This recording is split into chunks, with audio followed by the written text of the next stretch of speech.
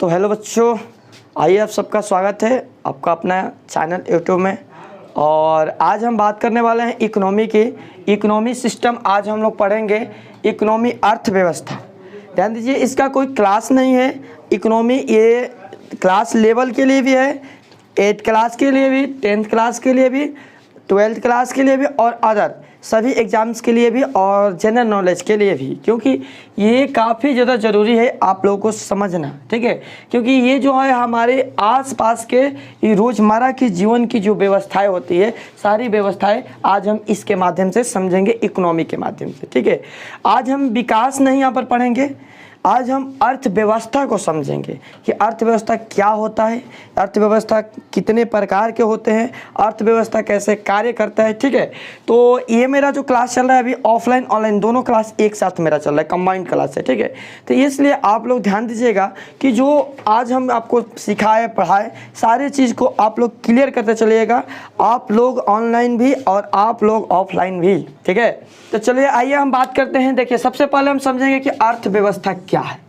पहले अर्थव्यवस्था इकोनॉमी समझते हैं, इकोनॉमी सिस्टम किसे हम कहते हैं। तो ध्यान दीजिएगा, इकोनॉमी का क्या अर्थ हुआ, अर्थव्यवस्था का अर्थ क्या हुआ कि हम जो भी काम करते हैं, जो भी व्यवस्था करते हैं, जैसे कि हम पढ़ा रहे हैं यहाँ पर, कोई किसान खेती कर रहा है, ध्यान दीजिएगा आप लोग, कोई किसान खेती कर रहा है, कोई पढ़ा रहा है, कोई बिजनेस कर रहा है, कोई काम कर रहा है, इस सारे सिस्टम को सारे कोई ना कोई भी व्यक्ति काम कर रहा है, तो क्यों काम कर रहा है, उसके पीछे रीजन क्या है, काम करने की आवश्यकता क्या है, हम पढ़ा रहे हैं तो क्यों पढ़ा रहे हैं। कोई किसान खेत में काम कर रहा है तो क्यों खेत में काम कर रहा है, उसके काम करने के पीछे का रीजन क्या है। कोई मजदूर यदि कहीं फैक्ट्री में या कहीं और काम कर रहा है तो क्यों काम कर रहा है, उसके पीछे का रीजन क्या है। तो मात्र एक ही रीजन है, क्या, पैसा। कोई भी व्यक्ति काम करेगा किस चीज़ के लिए, पैसा के लिए। कोई भी व्यक्ति काम करेगा किसके लिए, पैसा के लिए काम कर रहा है, उसे क्या चाहिए, पैसा चाहिए। यानी हमारे जीवन की जो इकोनॉमिक सिस्टम है, आर्थिक व्यवस्था है, उस आर्थिक व्यवस्था को पूरा कैसे किया जा सकता है, पैसा से।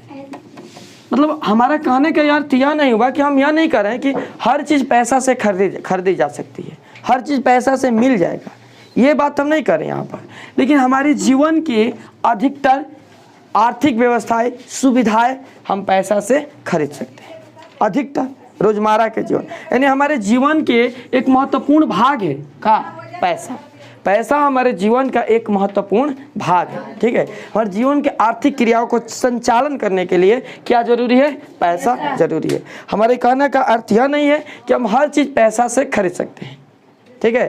पैसा बस हमारे जीवन को चलाने का एक माध्यम है, और इसी पैसा के लिए हम कोई भी काम करते हैं। हम पढ़ा रहे हैं इसी पैसा के लिए, कोई मजदूर काम करेगा इसी पैसा के लिए, कोई खेती करेगा इसी पैसा के लिए, ठीक है। तो इस पैसा को जो कमाने का तरीका है, जो इस पैसा को लाने का तरीका है, उसी तरीका को हम क्या कहते हैं, अर्थव्यवस्था कहते हैं, ठीक है। उसी सिस्टम को इकोनॉमिक सिस्टम बोला जाता है, ठीक है।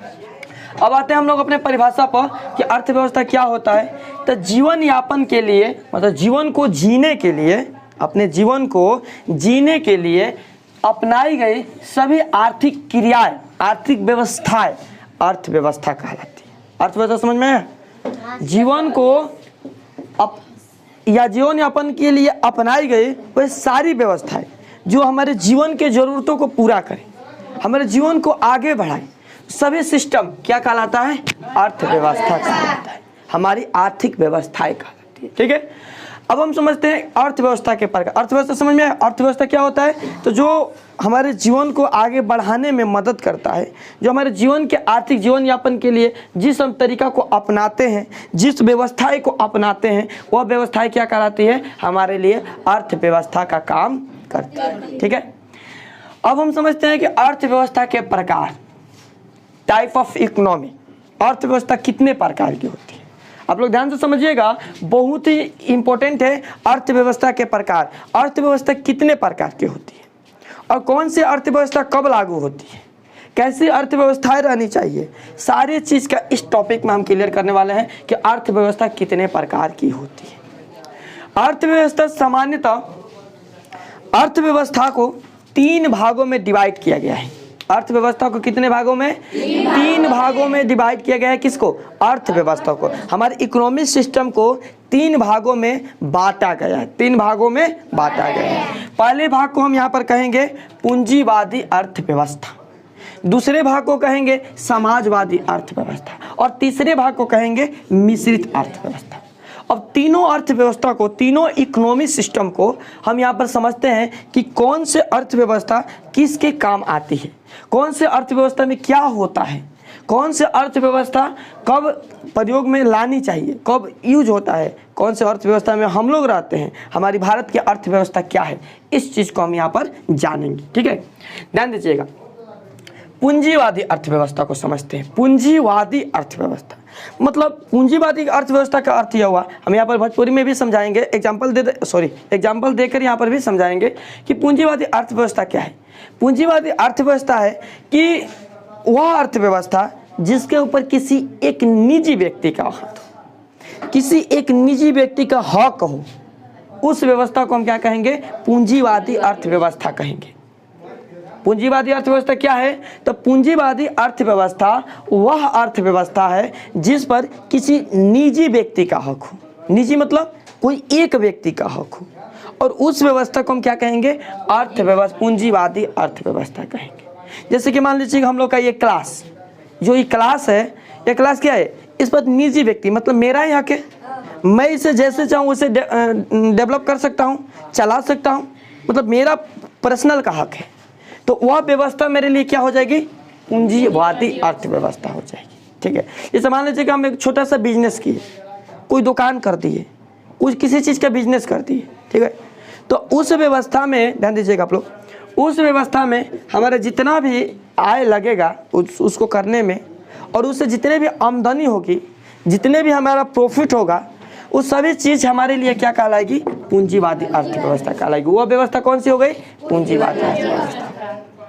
जैसे मान लेते हैं कि अभी हमारे स्कूल हो गया, तो जो स्कूल है उस पर हमारा निजी का हक नहीं है, उस पर गवर्नमेंट का हक है, तो वह हमारे लिए पूंजीवादी अर्थव्यवस्था नहीं है। या मान लेते हैं कि हम किसी के यहाँ काम कर रहे हैं, कोई दूसरे कोचिंग्स में हम पढ़ा रहे हैं, तो उस समय उस कोचिंग के ऊपर मेरा कोई हक नहीं है। मेरा काम क्या है कि बस उसको पढ़ाना, मेरा काम क्या है कि बस उस कोचिंग में पढ़ाना, यह मेरा मुख्य काम है। तो उस स्थिति में जो वह अर्थव्यवस्था है, वह अर्थव्यवस्था क्या कहलाएगी? पूंजीवादी अर्थव्यवस्था नहीं होगी, वह समाजवादी अर्थव्यवस्था या कोई और अर्थव्यवस्था होगी। ठीक है, लेकिन पूंजीवादी अर्थव्यवस्था नहीं कहलाएगी। पूंजीवादी अर्थव्यवस्था में सिर्फ एक चीज़ कि जिस पर किसी खास व्यक्ति का हक हो, एक व्यक्ति का हक हो। मान लेते हैं कि आप लोग कोई एक वस्तु खरीदें, ठीक है, तो कोई एक वस्तु खरीदे, जैसे मान लीजिए कि एक पुस्तक ही खरीद लीजिए, तो उस पुस्तक के ऊपर आपका हक है, आप उसके अनुसार चला सकते। या फ़ोन एक खरीद लीजिए, तो उस फ़ोन के ऊपर आपका हक है, अपने अनुसार उसे चला सकते हैं, अपना पर्सनल यूज कर सकते हैं। तो वह व्यवस्था जो होगी आपके लिए पूंजीवादी अर्थव्यवस्था कहलाएगी। ठीक है, पूंजीवादी अर्थव्यवस्था में क्या होता है? विकास तेजी से होता है। पूंजीवादी जो अर्थव्यवस्था होता है, इसमें विकास की प्रक्रिया जो होती है वह तेजी से होती है। क्योंकि मान लेते हैं कि अब इसका कारण क्या है कि पूंजीवादी व्यवस्था में विकास तेजी से होगा, समाजवादी व्यवस्था में विकास तेजी से नहीं होगा, धीरे धीरे होगा। इसके पीछे रीजन क्या है? तो जो पूंजीवादी अर्थव्यवस्था होता है, ये किसी निजी व्यक्ति के हक में होता है, इसका मालिक कोई निजी व्यक्ति होता है। तो जब पूंजीवादी अर्थव्यवस्था का मालिक कोई निजी व्यक्ति रहे, कोई निजी व्यक्ति इसका मालिक रहता है, तो वह अपना जो व्यवस्था है, जो अपना धंधा है, या अपना जो भी दुकान या जो भी काम कर रहा है, उस काम को चाहेगा कि ज़्यादा से ज़्यादा प्रॉफिट हो, उसके लिए बहुत ज़्यादा मेहनत करेगा। क्योंकि यदि घाटा होगा तो उसका होगा, लाभ होगा तो उसका। मान लेते हैं कि हम यहाँ पर कोचिंग चला रहे हैं, तो ये हमारे लिए पूंजीवादी अर्थव्यवस्था है।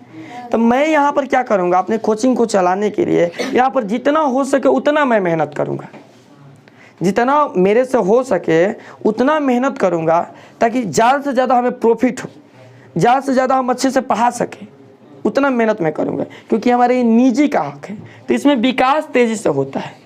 ठीक है, पूंजीवादी अर्थव्यवस्था में विकास तेज़ी से होता है, आगे तेज़ी से बढ़ते हैं।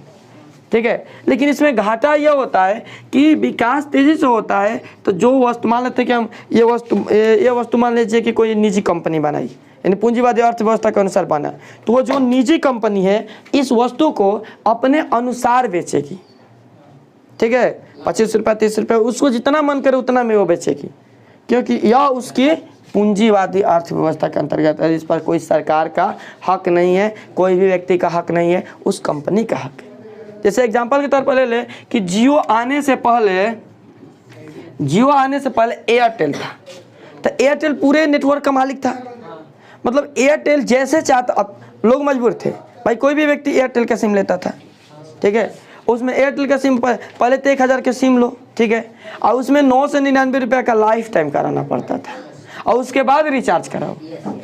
999 का रिचार्ज कराने के बाद उसमें रिचार्ज कराओ, उसके बाद वो चलता था, क्योंकि उस समय एयरटेल ही मालिक था। मतलब उसको पता था कि हम ही यहाँ पर नेटवर्क सिस्टम है, हमारे अनुसार सब चलेंगे, मजबूर है सब चलेंगे, हम जैसे चाहेंगे वैसे चलाएंगे। हमारा ये पूंजीवादी अर्थव्यवस्था है, पर्सनल अर्थव्यवस्था है, हम जैसे चाहे वैसे अपने डेटा को बेचेंगे, ठीक है।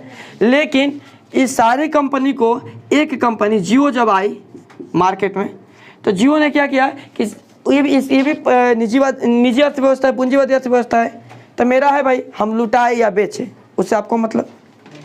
तो पूंजीवादी जब आया मार्केट में सारे डाटा को फ्री कर दिया। फ्री करने के बाद जिस 399 में 1 GB का रिचार्ज होता था, उस रिचार्ज को ये क्या किया, 15 रुपया 10 रुपया 5 रुपया इतना सस्ता कर दिया। तब से अब ये जो एयरटेल था, एयरटेल अब इसको लगा कि हमारा तक गया सब, अब उस मजबूर हो गया। भाई बताइए कि जियो जो है इतना सस्ता डेटा कर देगा तो एयरटेल का कोई लेगा नहीं। तो इसको भी मजबूर होना पड़ा, क्यों, डेटा को सस्ता करने के लिए, ठीक है। तो पूंजीवादी अर्थव्यवस्था वह अर्थव्यवस्था है जिस पर कोई निजी व्यक्ति का हक होता है। कोई भी निजी व्यक्ति अपना धंधा आगे बढ़ा सकता है, डुबा सकता है, वो उसका पर्सनल मैटर है, उस पर दूसरा कोई व्यक्ति हस्तक्षेप नहीं करेगा। आज समझ में? हाँ। अब हम दूसरा समझते हैं, पूंजीवादी अर्थव्यवस्था समझ में आ गया सबको? पूंजीवादी अर्थव्यवस्था में विकास तेजी से होता है, और पूंजीवादी अर्थव्यवस्था मान लीजिए कि हमारे देश में विकास करना है तो हम यहाँ पर पूंजीवादी अर्थव्यवस्था लगाएंगे। कैसे? देखिए यहाँ पर क्या करेंगे हम कि जितने भी सरकारी चीज़ है उसे प्राइवेट कर देंगे। अब इससे क्या होगा कि जनता का कुछ नुकसान होगा, क्योंकि वहाँ पर एक आय थोड़ा सा जनता का ज़्यादा लगेगा, जैसे हम लोग का आय थोड़ा सा वहाँ पर ज़्यादा लगने लगेगा, लेकिन यहाँ पर लाभ भी होगा। लाभ ये होगा कि विकास होगा। मान लेते हैं विकास, गवर्नमेंट विकास कैसे करेगी, सरकार विकास कैसे करेगी, सरकार जो है विकास कैसे करेगी? सरकार को जब हम इकोनॉमी देंगे, पैसा देंगे, तभी ना विकास करेगी। सरकार अपने पास से तो पैसा लाएगी नहीं, सरकार टैक्स के रूप में हमसे ही पैसा लेती है, अब पुनः हमारा ही विकास करती है। गवर्नमेंट जो होता है, हम जो टैक्स देते हैं, हर एक वस्तु पर टैक्स देते हैं, जीएसटी के रूप में, कोई और टैक्स के रूप में, एक्साइज पता नहीं कौन कौन सा जीएसटी, इसके रूप में हम टैक्स देते हैं ना सरकार को। तो वह हम लोगों से पैसा लेती है और वही पैसा को किसी दूसरे रूप में हम लोगों को दे देती है, विकास के रूप में, रोड के रूप में, स्कूल के रूप में, अस्पताल के रूप में। इस चीज़ रूप में हमें वो पैसा को हमें इन्वेस्ट करती है, हमें हमारे में ही खर्चा कर देती है। तो जब हम पैसा सरकार को देंगे ज़्यादा मात्रा में, तभी ना ज़्यादा मात्रा में विकास कर पाएंगे। अब देंगे मान लेते हैं 10 रुपया और कहेंगे कि विकास कर दे 50 रुपये का, तो हो सकता है नहीं।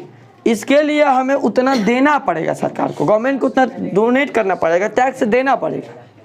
तो यह कब संभव है? तो जो भी सरकारी व्यवस्थाएं होती है, जो भी सरकारी सिस्टम होता है, उस चीज़ में यह संभव नहीं है, क्योंकि जो भी सरकारी कर्मचारी होते हैं, काम करने वाले होते हैं, वो उतना एक्टिव नहीं होते हैं, क्योंकि मान लेते वो पूंजीवादी अर्थव्यवस्था के अंतर्गत नहीं होते हैं, वो किसी के अंदर में काम कर रहे होते हैं, तो उनका काम होता है ड्यूटी को पूरा करना, अपना ड्यूटी पूरा करते हैं, इसलिए वहाँ पर विकास रुक जाता है। उनको मतलब नहीं है कि मान लो बिजली की ही बात कर ली जाए, तो बिजली जब सरकारी थी, गवर्नमेंट की थी, अब तो अभी तो प्राइवेट है। बिजली जब गवर्नमेंट की थी उसमें बिजली के तार लगा दिया गया, जिसको मन वो लगाता था तार को, बीच में से कहीं से भी तार को लगाया, बिजली चलाना शुरू कर दिया। क्योंकि उस समय जो है गवर्नमेंट का था, तो वहाँ पर कोई भी ऑफिसर नहीं आता था, कोई भी चेकअप नहीं होता था, कोई भी आप बिजली के बिल दो या ना दो, उतना ज़्यादा दिक्कत नहीं था। करेंट लिए है, यदि इलेक्ट्रिसिटी लिए हैं तो बिजली का बिल आपका आएगा, वो उसके अनुसार लिया जाता था। जो नहीं लिया उसका फ्री है, कोई टेंशन नहीं है। लेकिन वहाँ पर क्या हुआ कि मान लेते हैं कि एक 100 आदमी है, 100 आदमी से 10 आदमी इलेक्ट्रिसिटी करंट को ले लिया और बिजली बिल जमा कर रहा है, और 90 लोग जो है फ्री में चला रहे हैं। तो 90 लोग का जो पैसा है वो घाटा जा रहा है सरकार को, नो। और 10 लोग का जो पैसा है वही सरकार के पास जाएगा। ये भी 10 सोचेंगे कि ये 90 लोग फ्री में जला रहे हैं तो कोई दिक्कत तो ही नहीं हो रहा है, तो हम 10 से जलाएंगे फ्री में तो क्यों दिक्कत होगा। ये भी अपना कनेक्शन कटवा कर फ्री में चलाना शुरू कर दिए, तो गवर्नमेंट क्या हो गया, घाटा। और जब गवर्नमेंट के पास में पैसा नहीं जाएगा तो हमारा विकास कैसे करेगा, नहीं कर पाएगा। तो इस चीज़ को ध्यान में रखते हुए गवर्नमेंट ने क्या किया कि जो बिजली विभाग था उसको प्राइवेट कर दिया। प्राइवेट मतलब, प्राइवेट करने का मतलब बिजली विभाग को बेच दिया, किसी व्यक्ति के हाथ में बेच दिया। और बेचने से फायदा क्या हुआ बता रहे हैं कि कोई प्राइवेट व्यक्ति को बेचा, जैसे मान लीजिए कि बिजली विभाग को किसी को बेच दिया गया, तो वो व्यक्ति जब खरीदेगा बिजली विभाग को, यानी एक ही बार में बहुत ज़्यादा पैसा सरकार को दे देगा। अब सरकार को प्रति वर्ष प्रति सप्ताह टैक्स वसूलने की जरूरत नहीं है, सरकार को जितना चाहिए उतना मिल गया, ठीक है, सरकार स्थिर हो गई। अब उसको मतलब नहीं कि बिजली विभाग में क्या हो रहा है क्या नहीं हो रहा है, उससे उसको कोई मतलब नहीं। अब किसको मतलब है, तो जो बिजली विभाग को खरीदा है उसको मतलब है। अब उसको उसमें दिमाग लगाना है कि कैसे हम लोगों से पैसा निकालें, कैसे बिजली के चोरी को रोकें, ठीक है, कैसे हम अपनी बिजली को ज़्यादातर बेचें, कैसे फैसिलिटी लाए। और ये सबसे अच्छा काम हुआ जब बिजली विभाग को प्राइवेट किया गया। बिजली विभाग जब सरकारी था तो एक बार वायर, हमारे क्षेत्र का वायर जो था 2004 में गया था, 2004 में वायर चोरी हो गया था। हमारे क्षेत्र का जो वायर था वो 2004 में चोरी हो गया था। और 2004 में चोरी होने के बाद 2004 की 2 हमें ठीक से याद नहीं है, 2 या 4 होगा, ठीक है, चोरी हो गया था। और उस समय के चोरी के बाद 2010 में वायर लगा, नया वायर लगा, और तब हमारे क्षेत्र में बिजली आया। सोचो, इतना दिन के बाद, यानी एक गवर्नमेंट के जब व्यवस्था थी तो उस समय बिजली एक बार जाने पर, यदि बिजली में कोई प्रॉब्लम हो गया, उसके सप्लाई में कोई प्रॉब्लम हो गया, तो उसे बनाने में 8 बरिस या 6 बरिस लगता था। सोचो, हमारे एग्जाम्पल है हमारे साथ में कि हमारे गांव की जो बिजली गई है वो आने में 2010-12 लग गया, 2010 या 12 में करंट इलेक्ट्रिसिटी ठीक हुआ हम लोग का क्षेत्र का। मैंने इतना ज़्यादा समय लग गया जब वो सरकारी व्यवस्था में था तब। लेकिन जब यह प्राइवेट हुआ, इस समय आप लोग देख रहे होंगे, जब भी प्राइवेट हुआ तो यहाँ पर बिजली विभाग में बिजली में कोई भी प्रॉब्लम हो, इलेक्ट्रिसिटी में, यहाँ पर लाइट चली गई या फ्यूज उड़ गया या तार कहीं टूट गया, तो आधा घंटा या 1 घंटा, 30 मिनट या 60 मिनट का समय लगता है, उतने समय में बना कर कंप्लीट कर दिया जाता है। होता है ना कि फ्यूज उड़ा 30 मिनट में कंप्लीट लगा दिया गया। सोचो कि जब गवर्नमेंट की व्यवस्था थी तो फ्यूज उड़ जाता था तो 5 या 10 दिन लग जाएगा फ्यूज जोड़ने में, वो उससे भी अधिक समय लगेगा। वो कोई एक्टिव रहेगा हम अपने क्षेत्र का, लोकल क्षेत्र का, तब जल्दी होगा, नहीं तो उसमें भी पैर भी लगाते रहो, दौड़ते रहो। फ्यूज जोड़ने में वायर टूट कर गिर गया तो उसे लगाने में कितना समय लग जाता था। तो ये जो प्राइवेट हुआ तो इसमें सबसे ज़्यादा फायदा इसका हुआ, हमारे लाभ हुआ। अभी क्यों, तो जो भी बिजली विभाग प्राइवेट के जो इसका मालिक है वो सोचेगा कि हम बिजली को दे रहे हैं तो अच्छे तरीक़े से सप्लाई करें, सारे वायर को चेंज करा दिया, बिजली चोरी ना हो इसके लिए पोल के ऊपर में बॉक्स लगा दिया कि ताकि बिजली की चोरी ना हो। लोग नियम पूर्वक बिजली विभाग से करंट लेकर, इलेक्ट्रिसिटी करंट लेकर, बिजली लेकर और तब जलाएं। इसके लिए इलेक्ट्रॉनिक मीटर की भी व्यवस्था कर दी गई। बहुत जल्द लगने वाला है रिचार्ज वाला मीटर।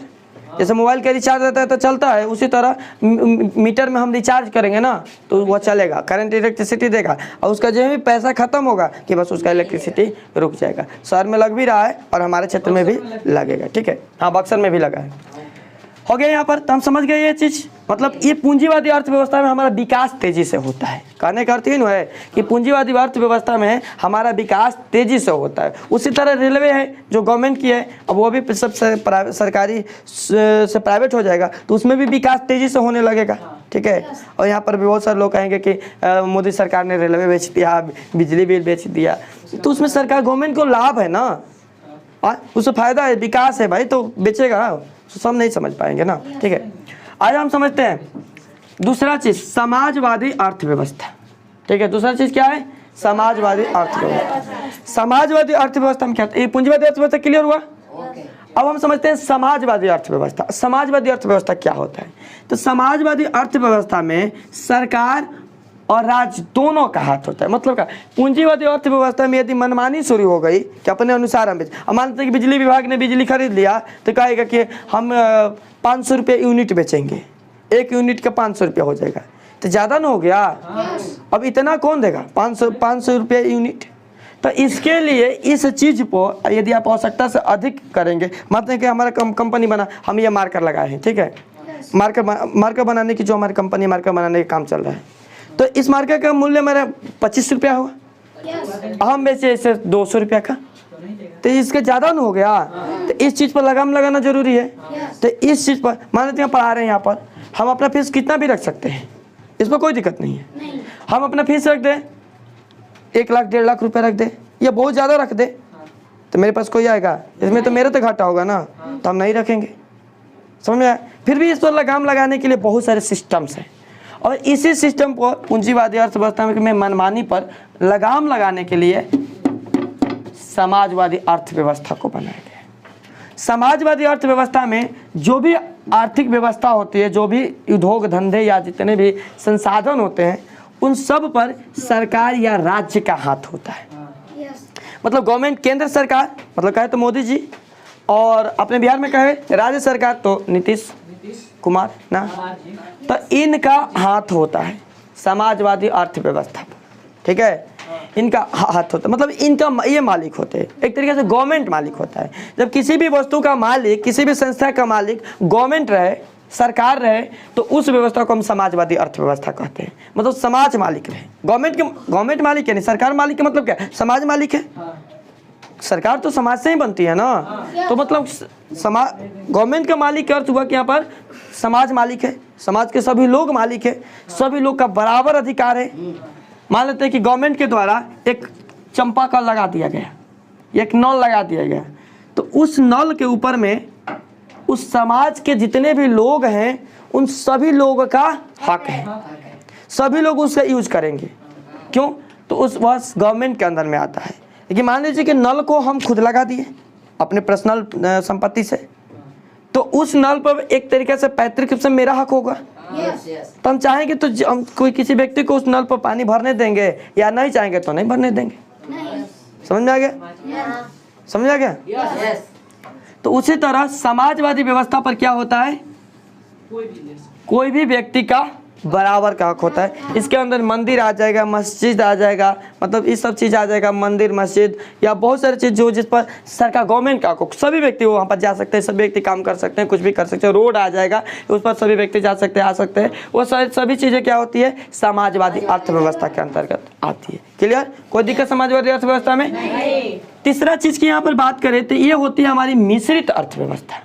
क्या होती है? मिश्रित अर्थव्यवस्था। बस सिंपल, इन दोनों अर्थव्यवस्थाओं को आपस में मिला दिया जाए तो बनकर तैयार होती है मिश्रित अर्थव्यवस्था। ये दोनों अर्थव्यवस्था को, पूंजीवादी और समाजवादी दोनों अर्थव्यवस्था को जब आपस में कन्वर्ट करा दिया जाए तो नए अर्थव्यवस्था बनकर तैयार होती है। उसे कहते हैं हम मिश्रित अर्थव्यवस्था कहते हैं। क्या कहते हैं? अब मिश्रित अर्थव्यवस्था में क्या होता है? उसमें सरकार और पूंजी दोनों का हाथ होता है, दोनों मिलकर अर्थव्यवस्था को चलाते हैं। उस व्यवस्था को हम क्या कहते हैं? मिश्रित अर्थव्यवस्था कहते हैं। जिसमें मान लीजिए कि हमारा कुछ पूंजी है तो मैं अपना पूंजी लगा दिया और सरकार कुछ मदद कर दिया, जैसे कॉलोनी, घर बनाने वाला, तो उसमें क्या हुआ? कुछ पूंजी अपने तरफ से लगाना पड़ता है, कुछ सरकार मदद कर देती है, दोनों को मिलाकर एक घर का तैयार किया तो वो जो अर्थव्यवस्था होती है वो मिश्रित अर्थव्यवस्था कहलाती है। या किसी उद्योग धंधे में सरकार, जो गवर्नमेंट है, अपना पार्टिसिपेट करे, कुछ परसेंटेज लगाए और कुछ हम अपना परसेंटेज, एक निजी व्यक्ति अपना परसेंटेज लगाए, तो दोनों को मिलकर जो नए अर्थव्यवस्था का निर्माण होगा वह मिश्रित अर्थव्यवस्था कहलाएगा। ठीक है? तो अमेरिका में पूंजीवादी अर्थव्यवस्था चलता है और हमारा जो भारत है वह मिश्रित अर्थव्यवस्था पर चलता है। यानी गवर्नमेंट तो काम करेगा ही, कोई निजी व्यक्ति भी यहाँ पर काम कर सकता है। हमारे पास पैसा है तो हम किसी का मदद कर सकते हैं, किसी को दे सकते हैं। समझ में आ गया? गवर्नमेंट भी मदद करेगा, हम भी मदद कर सकते हैं। तो उस व्यवस्था को पूंजीवादी अर्थव्यवस्था कहते हैं। मिश्रित अर्थव्यवस्था कहते हैं। और मिश्रित अर्थव्यवस्था में क्या होता है, ध्यान दीजिएगा आप लोग, कि इसमें सरकार और जनता इन दोनों का हक होता है। आज समझ में? सरकार और जनता दोनों का हक होता है। जैसे कि अभी कोरोना काल में हमारे गवर्नमेंट की जो इकोनॉमी थी, जो जीडीपी थी, वो कम होने लगी थी। हमारे गवर्नमेंट के पास पैसा जो था कम होने लगा था। तो उस समय हमारे भारत के सभी लोग कुछ ना कुछ रुपये, कुछ ना कुछ पैसे डोनेट किए थे, दान दिए थे गवर्नमेंट को।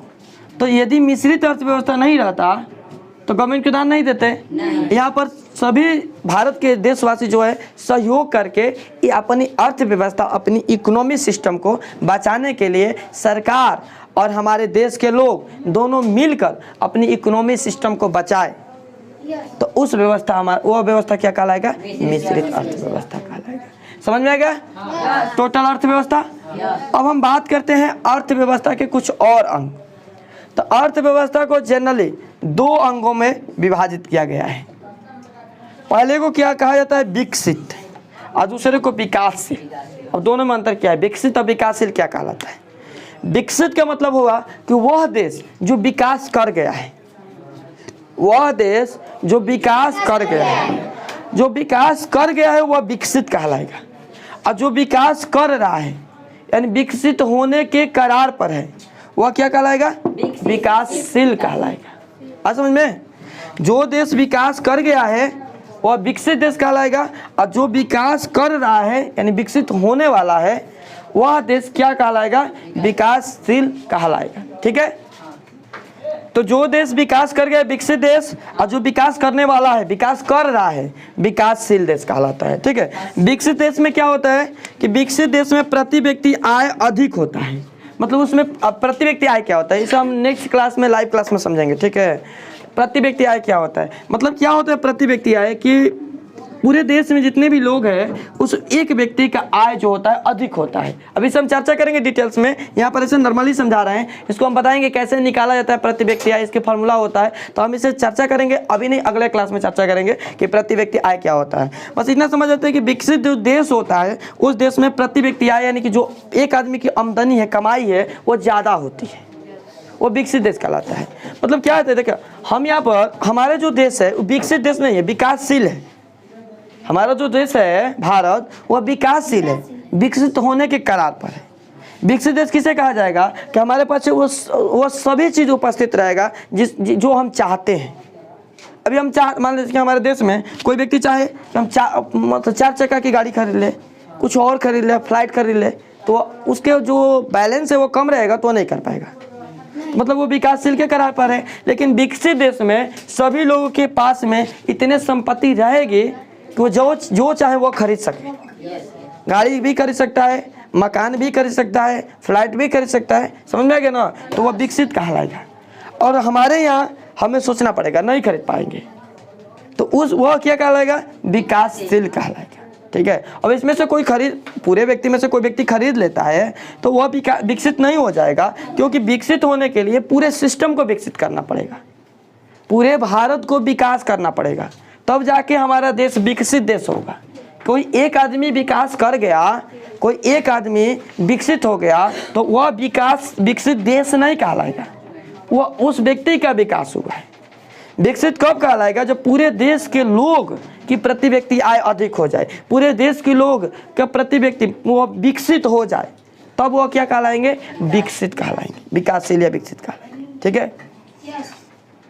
तब विकसित देश में प्रति व्यक्ति आय अधिक होती है, मतलब प्रत्येक आदमी बहुत ज़्यादा कमाता है, और जीवन स्तर अच्छा होता है। मतलब जो चाहे वह कर सकता है, जो मन में करे वह खरीद सकता है, मतलब उसे एक तरीके से संतोष रहता है अपने अंदर में। हाँ, हमारे अंदर संतोष नहीं है। क्यों नहीं है? तो हम जो चाहते हैं वो नहीं हो पाता है। उस समय सबसे बड़ी कमी आ जाती है, क्या?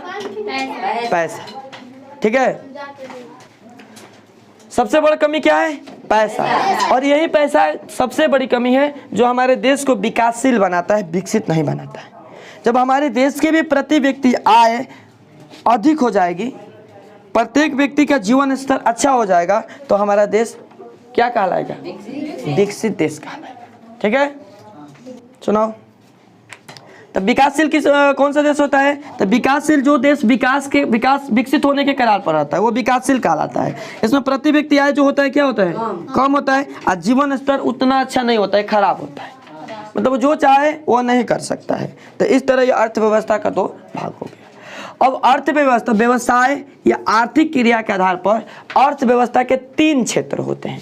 कितने क्षेत्र? 3 क्षेत्र। सबसे इंपॉर्टेंट है ये वाला टॉपिक कि व्यवसाय या आर्थिक क्षेत्र की दृष्टि से देखा जाए तो अर्थव्यवस्था के कितने क्षेत्र होते हैं? 3 क्षेत्र होते हैं अर्थव्यवस्था के। पहले क्षेत्र को प्राथमिक क्षेत्र, और दूसरे क्षेत्र को बोला जाता है द्वितीयक क्षेत्र, और तीसरे को बोला जाता है तृतीयक क्षेत्र। तीसरे को तृतीयक क्षेत्र बोला जाता है। प्राथमिक क्षेत्र क्या? तो हमारे जो भारत के प्राथमिक क्षेत्र है वो प्राथमिक अर्थव्यवस्था में भारत की जो प्रथम अर्थव्यवस्था है वो अर्थव्यवस्था कृषि अर्थव्यवस्था कहलाती है। यानी भारत के सबसे पहले जो इकोनॉमी का स्रोत है, आय का स्रोत है, पैसा का स्रोत है, वह क्या है? कृषि। हमें भारत में कृषि से पैसा आता है, पहला स्रोत कृषि का।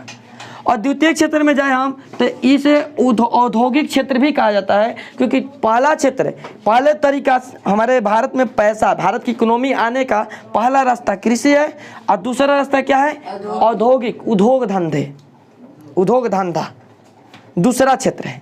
और तीसरा जो है सेवा क्षेत्र है। इकोनॉमी का तीसरा क्षेत्र क्या है? सेवा क्षेत्र है, सर्विस। सेवा क्षेत्र को हम सर्विस बोलते हैं। ठीक है, तो कृषि मतलब क्या? हम अपने भारत के अंदर में प्राथमिक क्षेत्र में कृषि को शामिल किए हैं। यानी प्रथम क्षेत्र में कौन से आता है? कृषि। और कृषि के अंतर्गत खेती करना, पशुपालन करना, मत्स्य मछली पालन, मुर्गी पालन, ये सब कौन सा क्षेत्र में आते हैं? प्राथमिक क्षेत्र में। कौन से क्षेत्र में? प्राथमिक क्षेत्र में। तो क्वेश्चन यहाँ पर बनेगा कि मत्स्य पालन अर्थव्यवस्था के किस क्षेत्र से संबंधित है? प्राथमिक क्षेत्र से। कृषि किस क्षेत्र से संबंधित है? प्राथमिक। बाबू 10th क्लास में यहाँ से कम 2 या 3 क्वेश्चन पक्का उठाएगा ऑब्जेक्टिव में, एकदम 100 में 100% गारंटी है कि यहाँ से क्वेश्चन लेता है। यहाँ से कम 2 क्वेश्चन पर रहेगा। यानी कि खेती किस क्षेत्र में आता है? प्राथमिक क्षेत्र में आता है। द्वितीय क्षेत्र क्या होता है? औद्योगिक क्षेत्र, उद्योग धंधे। तो इसमें आता है किसी चीज़ का निर्माण करना। जैसे मार्कर बनाया गया है कंपनी में, फैक्ट्री में इस मार्कर को बनाया गया है, तो ये मार्कर बना है तो ये कृषि अर्थव्यवस्था के किस क्षेत्र के अंतर्गत आएगा? द्वितीय क्षेत्र के अंतर्गत आएगा। अर्थव्यवस्था के किस क्षेत्र के अंतर्गत? द्वितीय क्षेत्र के अंतर्गत। कोई भी चीज़ का निर्माण, या ये टी-शर्ट बना है या ये घड़ी बना है तो कौन सा क्षेत्र के अंतर्गत आएगा? कोई भी चीज़ का निर्माण करेंगे, उत्पादन करेंगे, तो वह कोई भी वस्तु का उत्पादन, तो वह द्वितीय क्षेत्र के अंतर्गत आएगा। इसमें विद्युत का भी हो जाएगा, जो बिजली का उत्पादन होता है, बिजली बेचा जाता है, घर घर हमारी जो बिजली आती है वो बिजली क्या हो जाएगी? द्वितीय क्षेत्र के अंतर्गत आएगी। ठीक है, अर्थव्यवस्था के द्वितीय क्षेत्र होगा। गैस जो होगा वह कौन सा होगा? द्वितीय क्षेत्र। जो गैस हम खरीद कर लाते हैं, गैस का जो एजेंसी बना, बिजनेस किया है, गैस बेचने का बिजनेस किया है, तो वह बिजनेस किसके अंतर्गत आ जाएगा? द्वितीय क्षेत्र के अंतर्गत। और तीसरा होता है जो जल आपूर्ति, पानी बेचने का, जल को फिल्टर करके बेचने का, जल को आपूर्ति करना, ये सब किसके क्षेत्र के अंतर्गत? द्वितीय क्षेत्र। तो इस क्षेत्र में क्या होगा? हम उत्पादन करेंगे, खेती से उत्पादन करेंगे, मतलब प्रकृति से उत्पादन करेंगे। प्राथमिक क्षेत्र में हम क्या करेंगे? प्रकृति से उत्पादन करेंगे। प्रकृति से जो भी चीज़ की उत्पादन होगा उस चीज़ को हम क्या कहेंगे? प्राथमिक क्षेत्र।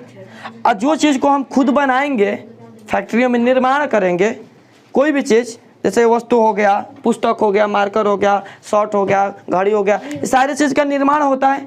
तो जिस भी चीज़ का निर्माण होगा वह क्या कहलाएगा? द्वितीय क्षेत्र कहलाएगा। और तृतीय क्षेत्र की बात कर लिया जाए तो तृतीय क्षेत्र को सेवा क्षेत्र कहा जाता है। तो इसमें कोई चीज़ का निर्माण नहीं होता है, कोई चीज़ का उत्पादन नहीं होता है, बस यह सेवा करने का काम करता है। जैसे कि एग्जांपल के रूप में हम ले लें तो बैंक में हम जाते हैं, हम लोग जाते हैं बैंक में, तो बैंक में वहाँ पर काम करने वाले लोग रहते हैं। तो क्या करते हैं? किसी चीज़ का उत्पादन करते हैं, कोई चीज़ का निर्माण करते हैं। वो बैठे रहते हैं किसके लिए? हमारे सर्विस के लिए। हम वहाँ पर जाएंगे तो हमारे क्या करेंगे? सेवा करेंगे, हमारे जो प्रॉब्लम्स है उसे सॉल्व करेंगे। सेवा का मतलब यह है कि एक लोटा पानी ला कर देंगे कि लो सेवा हम करें आपकी, पैर दबाएंगे ना। सेवा के अर्थ यह हुआ कि वह हमारे जो प्रॉब्लम्स है, हमारे पैसों को रखेंगे, उसका जोड़ घटाव जो भी काम करना है सब काम को करेंगे, तो हमारे लिए सेवा हो गया। तो उसे हम क्या बोलेंगे? सेवा क्षेत्र बोलेंगे। उसे क्या बोलेंगे? सेवा क्षेत्र बोलेंगे। ठीक है। जैसे कि मान लेते हैं कि आर्मी है, तो आर्मी क्या करती है? हमारे देश की रक्षा करती है। किसी चीज को उत्पादन कर रही है? नहीं। किसी चीज का निर्माण कर रही है? नहीं। हमारे देश को बचाने के लिए खुद लड़ रहे हैं, तो वह किस क्षेत्र के अंतर्गत आएगा? सेवा क्षेत्र के अंतर्गत, तृतीय क्षेत्र के अंतर्गत आएगा। हम यहाँ पर पढ़ा रहे हैं तो किसी चीज का उत्पादन कर रहे हैं? कोई चीज का निर्माण कर रहे हैं? तो ये जो होता है किसके अंतर्गत आएगा? सेवा क्षेत्र। और ये तीनों क्षेत्र जो होता है इससे इकोनॉमी बढ़ती है, आर्थिक व्यवस्था बढ़ता है। तीनों क्षेत्र में जो भी लोग काम करते हैं किस लिए करते हैं? फर्स्ट में ही बताएं। पैसा के लिए। क्योंकि पैसा हमारे जीवन का सबसे महत्वपूर्ण भाग है, जो हमें क्या करता है? आगे लेकर जाता है। मतलब यहाँ पर बता चुके हैं हम कि पैसा से हर चीज नहीं खरीदा जा सकता, फिर भी पैसा से हम अपनी आर्थिक क्रियाओं को पूरा कर सकते हैं। जैसे कि इसमें अगर सेवाओं का उत्पादन, परिवहन भी ये क्या है? जैसे ट्रेन हो गया, बस हो गया, ये सारी चीज़ की किसके अंतर्गत? सेवा क्षेत्र। वो कुछ किसी चीज़ का उत्पादन नहीं होता है, कोई चीज़ का निर्माण नहीं होता है, फिर भी वो हमारे मदद करता है। हम एक स्थान से दूसरे स्थान पर आसानी से जाते हैं, तो उससे परिवहन, तो वह हो गया हमारा तृतीय क्षेत्र। ठीक है। अगला है संचार। संचार मतलब क्या? इंटरनेट। ठीक है, इंटरनेट। जैसे कि यहाँ पर ये लाइव क्लास चल रहा है, तो जो ये लाइव क्लास है ये किसके माध्यम से चल रहा है? इंटरनेट के माध्यम से चल रहा है। जो यहाँ पर रिकॉर्ड हो रहा है ये तो किसके माध्यम से हो रहा है? इंटरनेट के माध्यम से। किसी के पास में प्रसारण किसके माध्यम से होगा? इंटरनेट के माध्यम से होगा। तो जो इंटरनेट है वो क्या है? सेवा क्षेत्र है, तृतीय क्षेत्र है। इंटरनेट क्या है? तृतीय क्षेत्र है। व्यापार भी हो जाएगा इसमें, अभी बहुत सारी चीज हो जाएगा दुनिया में। तो ये सभी चीज क्या होता है? अर्थव्यवस्था का 3 क्षेत्र होता है, और तीनों क्षेत्र अर्थव्यवस्था यानी कि इकोनॉमी को बढ़ाता है, और जीडीपी को बढ़ाता है भारत के। तो ये आज के क्लास में हम सीखे कि अर्थव्यवस्था क्या होता है, इसके कितने टाइप होते हैं, ये कैसे काम करता है, और हमारे जीवन में इसका क्या महत्व है। और नेक्स्ट क्लास में हम लोग यहाँ पर पढ़ेंगे लाइव क्लास में कि विकास क्या होता है, विकास क्या होता है, और कैसे हमारे अर्थव्यवस्था में कार्य करता है, कैसे हमारे अर्थव्यवस्था के साथ में चलता है विकास। तो ये अभी तक जो हम यहाँ पर पढ़ रहे हैं ये हमारा बेसिक था। इसके बाद जो भी हम पढ़ेंगे वह हमारा चैप्टर के माध्यम से होगा। ठीक है। तो आज के क्लास में हम लोग यहीं तक रहने देते हैं और मिलते हैं नेक्स्ट लाइव क्लास में, वहाँ पर हम इसके बारे में चर्चा करेंगे।